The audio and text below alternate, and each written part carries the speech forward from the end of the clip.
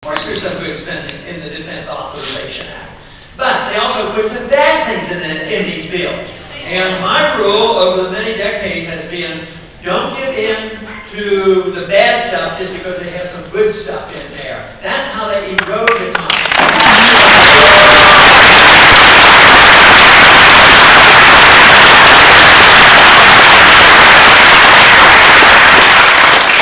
But the provision put in here a couple weeks ago is really bad. You know, I mentioned last night very briefly because of the timing of this. One of the bad things that happened during the last 10 years has been the change in attitude when we go to war. First, we don't declare war anymore, which is pretty bad. That's what the founders gave us in our Constitution. They knew we had to have a national defense. They knew we might have to go to war. But up until World War II, we declared the war, and there were short wars, and we all got together, we fought and won. But now we go to war, but not only do we go to war without a declaration, it's terrible. We go to war under NATO and United Nations. We should never go to war under a United Nations.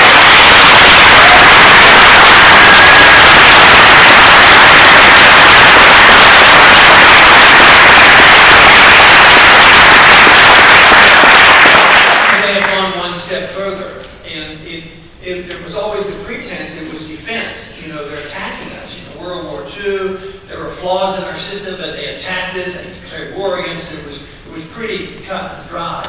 But now, the new doctrine is that we can and should, matter of fact, the policy is we should go to war because they might do something to us someday. It's called preemptive war. Other people call it aggression. Yeah. And it's terrible to have to call attention to this, but it's the truth.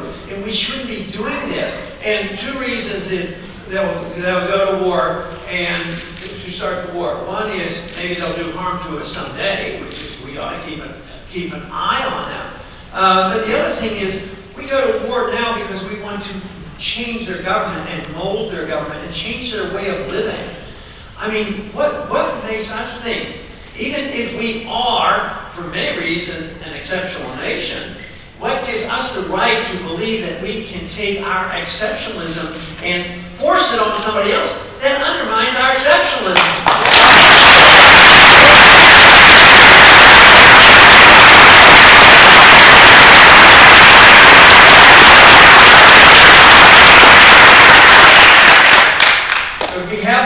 We're getting ourselves in a lot of trouble. We spend a lot of money, and I think we do not lose one thing. Had a little debate with this last night with one of the interviewers that every time you spend more money in the military, it doesn't mean you're spending more money on defense. Sometimes it's almost the opposite of that. Eisenhower warned us about this. Maybe the contractors will have more influence than you have on when we go to war. It's one of the reasons why I think we get so much support from the military personnel, because they know what's going on. They've been over there, and I'm very pleased that we get more, like twice as much as all the other candidates together from active duty military.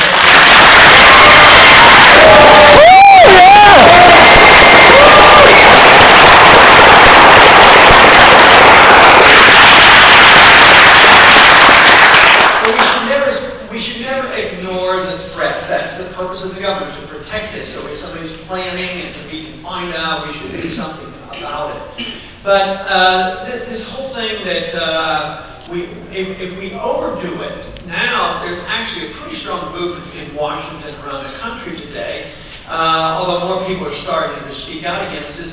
They think we need to invade Iran and bomb Iran and go to war, which makes no sense at all. They can't even make enough gasoline for themselves. And the evidence actually is very, very good.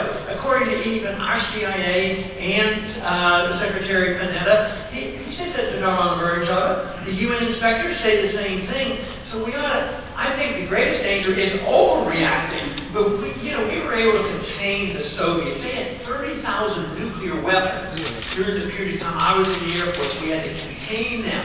And finally, they bankrupted themselves. They were foolish enough to pay Afghanistan. You can imagine such a thing.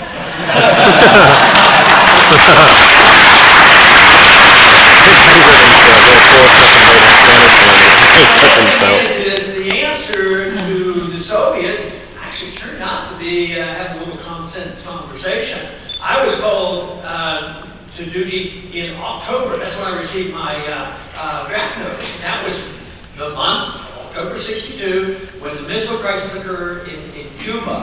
And it ended up Kennedy actually talked to Khrushchev, and they had agreement. All right, you take those missiles out of Cuba, and we'll take them out of Turkey, which sounds like a pretty sensible resolution to that. So we shouldn't be frightened about talking to people and say, well, some of these people you want to talk to aren't really nice people. Yeah, but do you think Khrushchev was a nice person? And look at how much negotiation we did with the Soviets as well as the Chinese when they were ruthless, killing hundreds of millions of their own people. We still thought was in our best interest. So that is what I'm trying to do, is to tell people that we don't have to shoot from the hip and have a strong national defense, be reserved at it, and contain people if they provide a threat to us. But, when we take our oath of office, we swear to uphold the Constitution against all enemies, foreign and domestic. I am convinced, having been in the military, know a little bit about what's going on in the military, I'm convinced our military is in good shape, very good shape, and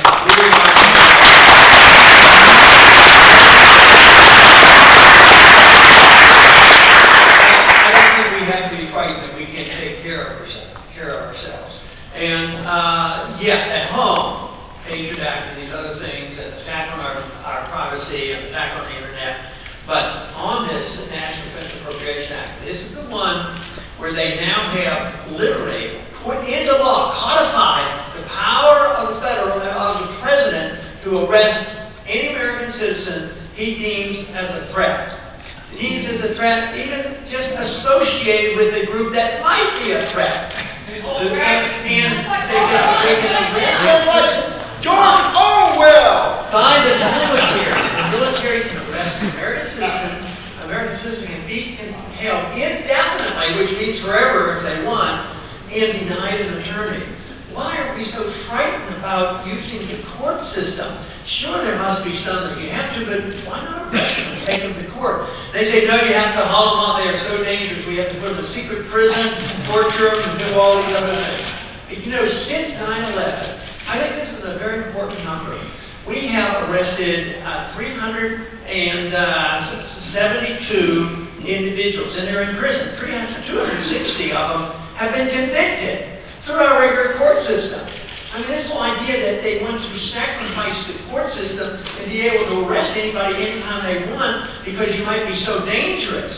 Some of the comments last night were actually frightening to me because, they're criminals, they're terrorists, and therefore we put them in prison.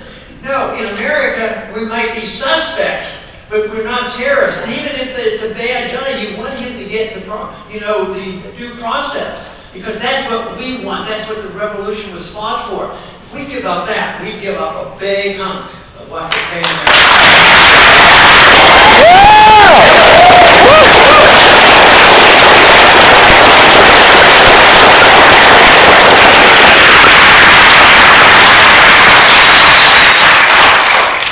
The economy obviously is the big issue. You can't talk about any part of the system without talking about the deficit. We need to take a hold of the deficit. That's why our economy is in shambles. All we can do now is pay interest on the debt. That's it. We're working hard. We don't have the jobs. We had a 30 million increase in population in the past 10 years and are essentially no new jobs. So there's a lot of underemployment and unemployment. And this is why the expenditures go up and the income does not go up, and something has to be done. My modest suggestion is in the first year, cut $1 trillion out of it.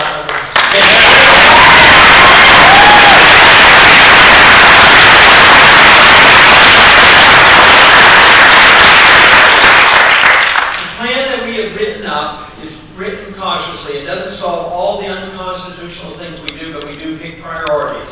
And there are many priorities that we can cut. I think there's so much overseas spending, we should address that. There are departments that we should cut. We should go back a couple of years on the budget levels. And actually, we can do this with not going after Social Security and medical care benefits, if you want to put that as top priority. Because people have been taught about how do you get out of this day we want to be idealistic and we want private medicine for everybody, which is but how could we do that when the government's now involved in 75% of the delivery of health care? And it's getting worse. So this is why I try to preserve that and hopefully work our way out of it. When we do that, balance the budget and invite people to opt out of the system rather than dragging everybody into the system, that's what we don't do. More good.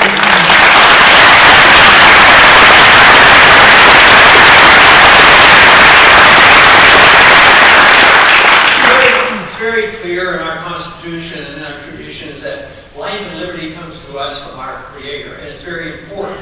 I think life is precious. As an OB doctor, I know it's precious.